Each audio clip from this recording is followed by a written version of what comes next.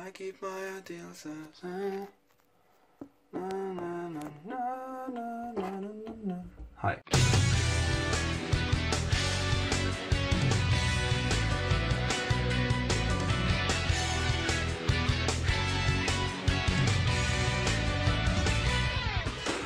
Boku no Hero Academia episode 5. If you want to see the reaction, go to reaction. I will give you the time here. I couldn't talk about the last episode, okay, because I had no time. I still have no time. I am preparing something to eat, a salad. I don't know. If you can't watch animal cruelty, don't watch this. But yeah, I thought I could maybe just talk a little bit about the last episode because the new episode is coming out tomorrow already, and I don't know if I even have the time because I have to leave again. If I can upload this as a separate video, episode 4 review, or I will just cut it in front of the live reaction, because I think I probably will just cut it in front of the next live reaction. So yeah, episode 4. A lot of shit happened. I don't know where to start. Okay.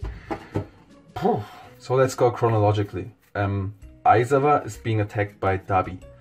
I don't think that Aizawa is going to be defeated just like that, because he's the strongest pro around. I guess we don't know how strong the Class B teacher is, but I guess Aizawa is the strongest hero around. They can't call for help, and even if they could call for help, imagine Aizawa getting one-shotted by some random Dabi. I mean, not some random Dabi. Dabi is the best boy of the League of Villains, but I don't think that Aizawa is defeated.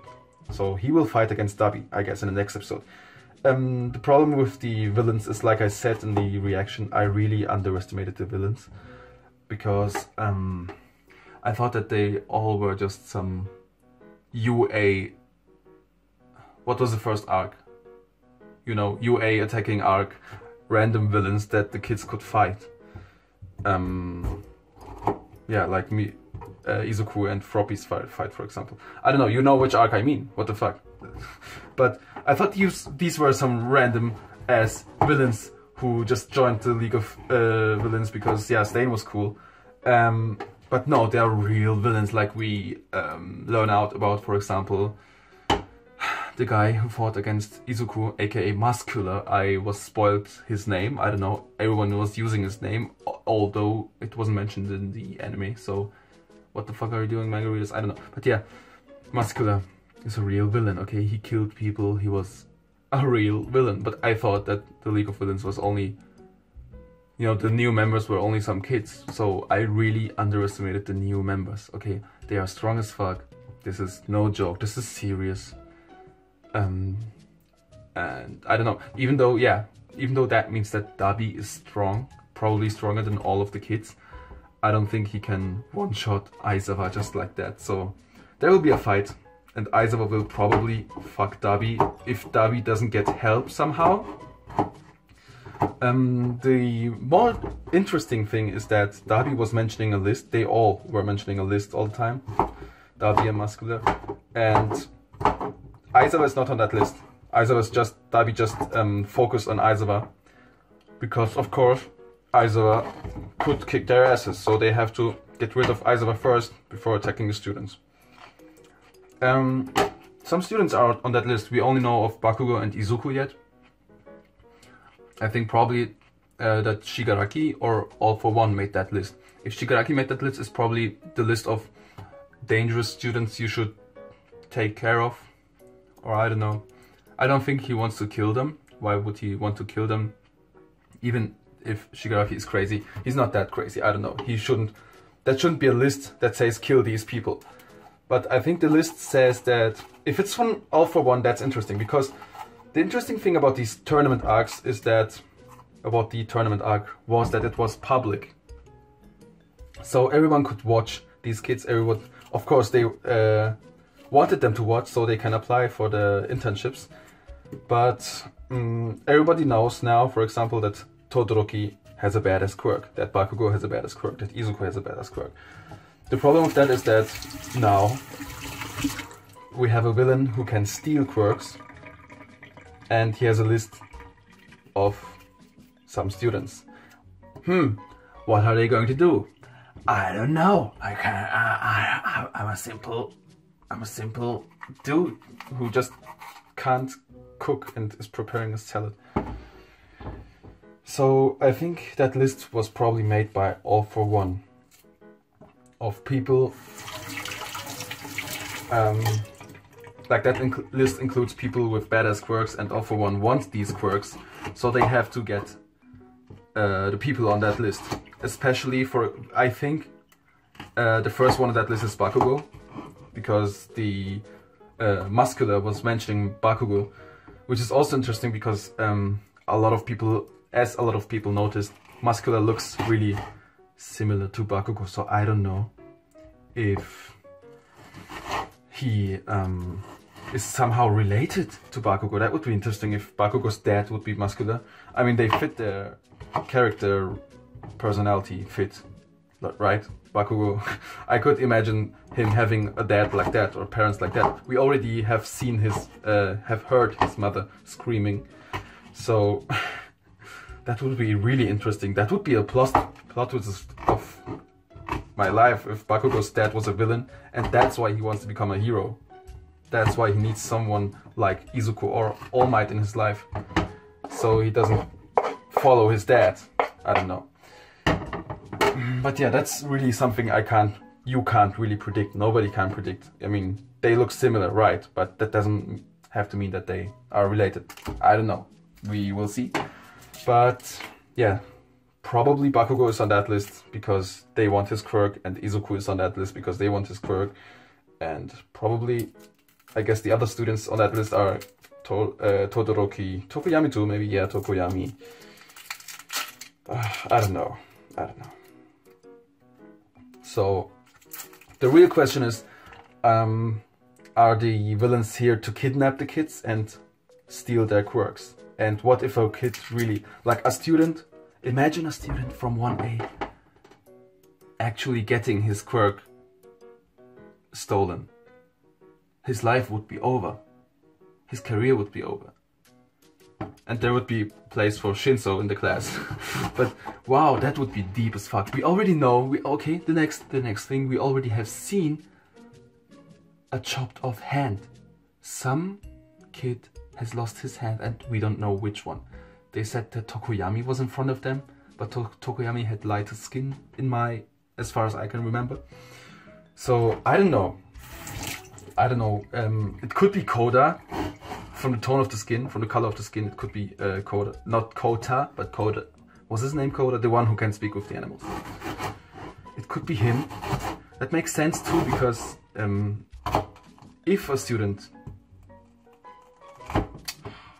if some of the students really are going to be injured that bad, like losing a limb or losing a hand, or I don't know, then it has to be someone who doesn't fight, like real fight, because that would be not good for his hero career. For example, Koda talks to animals. He doesn't need a fucking hand, so he can lose a hand, of course. Yeah, why not? He doesn't go in 1v1 fights, but it still would be pretty sad. I don't know. Wow, I don't know. I just don't know. But yeah, we've seen someone losing their hand already. It was against that sex slave Kun, who's also a really interesting character. I think his quirk has something to do with his mouth, because Sex Slave Kun's whole body was wrapped up, only his mouth. I don't know, it looked really disturbing. I don't want to talk about it, if I'm honest, but I think he has some quirk where he can maybe eat like Vapol, or I don't know. Speaking of injuries, speaking of bad things that are going to happen to certain characters in this arc, we saw one of the pussycats. We didn't saw the pussy, we just saw blood. The green one, I don't know her name, the crazy green one. We saw blood. I'm putting cheese in my salad because I'm Turkish and Turkish people eat cheese all the time. That's Greek cheese, or Turkish cheese, of course it's Turkish, not Greek. Fuck me.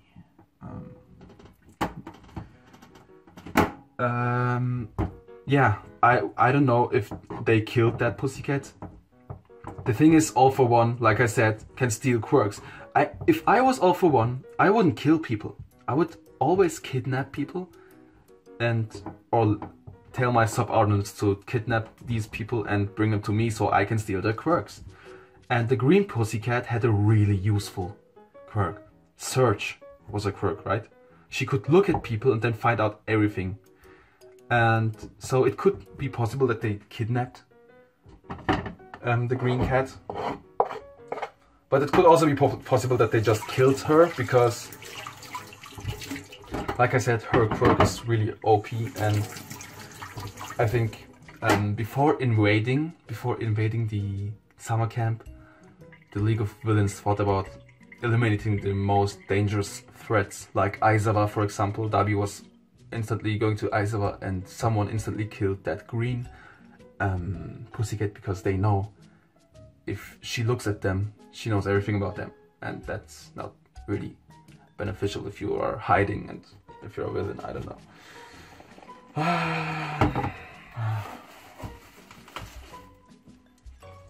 So yeah, that would be crazy. If the green one is dead, that's crazy, that's crazy. 10 minutes already and I haven't even talked about the fight.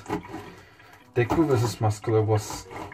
holy shit. Muscular is such a cool character because he looks like that random fuck villain, but he isn't. He really had a... I think his way of thinking was really cool and gave him more personality, like when he was talking to Kota, and he was like, I'm not mad at your parents, they were just doing their job, they were doing what they wanted to do, save people, and I was doing what I wanted to do. I like that way of thinking, and I think, I don't know, it made Muscular more cool. And it's really important to make a, you know, as maybe you know, maybe you don't know, I'm writing myself, and it's really important to make a character like that, like, you know, give him some personality, especially if he's only in for one episode. In case of the manga, it was probably a few chapters, but in the anime, I don't know, I mean, we don't know if he will come back ever again. He is officially in the League of Villains, so maybe, yeah, he will be a reoccurring villain, but maybe he won't. So if he's just some guy who's, you know, people could say, oh, he'll never appear again, wow, he was so unimportant. So it's important to give him personality, in my opinion, I think. I don't know. So that was great. Kota was great. I don't know what to say about Kota. It was the whole like situation like in Naruto, early Naruto, or like Konohamaru, or the other kids from the other kid from the Fog Village. He was a depressed little kid, and now he has someone to believe in, and I think we all need someone to believe in.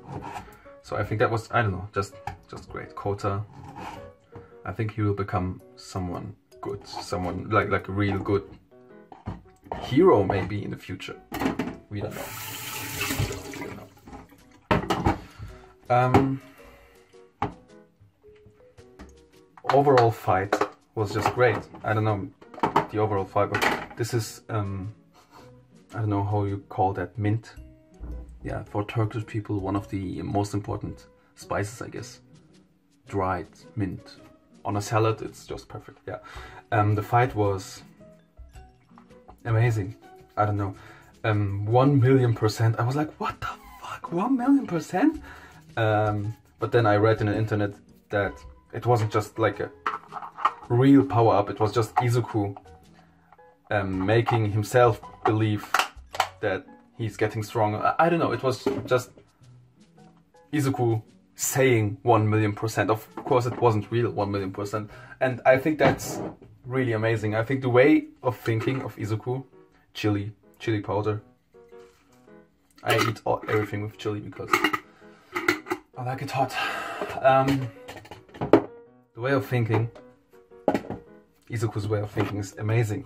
He doesn't want to give up. He can't give up because this is the first time he is in a situation like that alone. Nobody is going to help him, and he knows if he doesn't, like if he fails, some innocent kid will die. He doesn't want to fail. He doesn't want to give up. So this is him self-motivating himself, kind of, and not giving up. And 1,000,000%. And this is some psychological shit, and it's like we saw, it helped, and it was amazing. I don't know. It's just.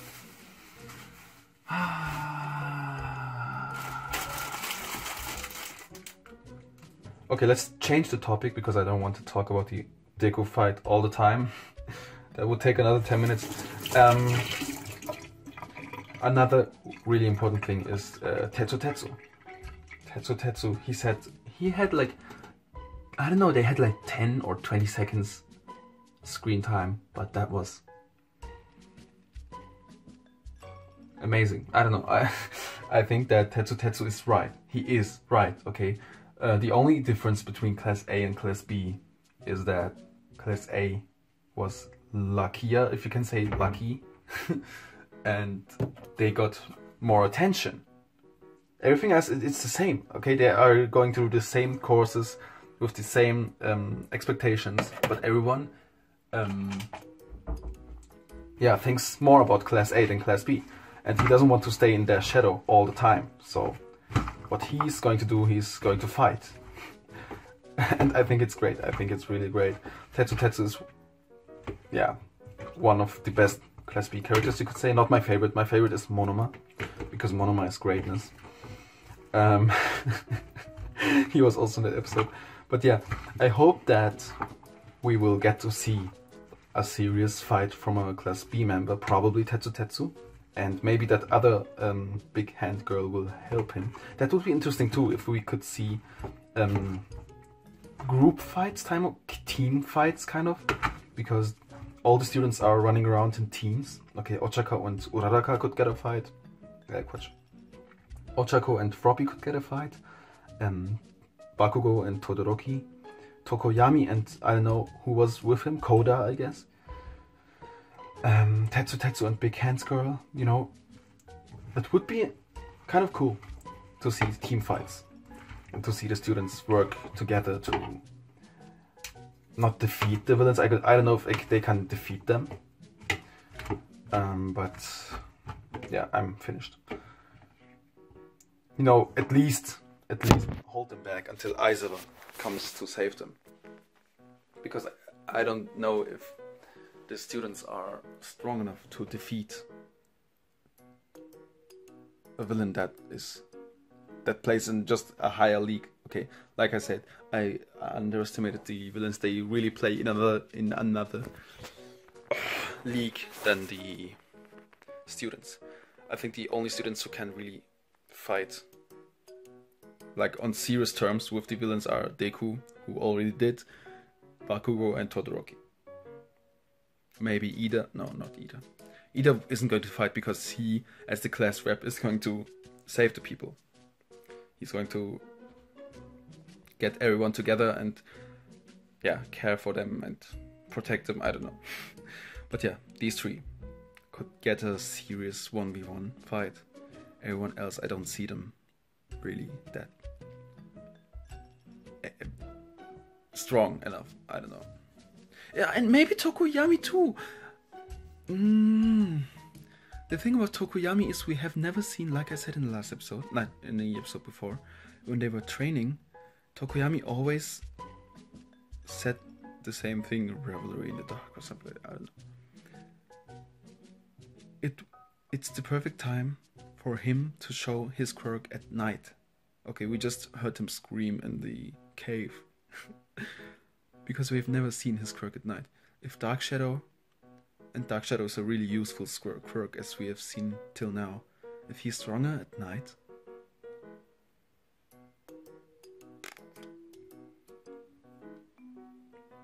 yeah, now that I think about it, Tokoyami could probably, if he's really that strong at night, like he said in the tournament, he could also fight Evelyn. I don't know, yeah.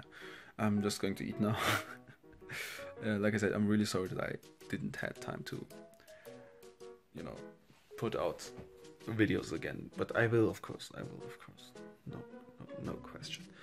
So yeah, like if you did, dislike if you didn't, and please just tell me your thoughts about everything we've talked. I'm sure I forgot something because it's been 1 week since I watched the episode. But yeah, we'll see. Tomorrow the next episode comes out, and yeah, I'm hyped. Bye.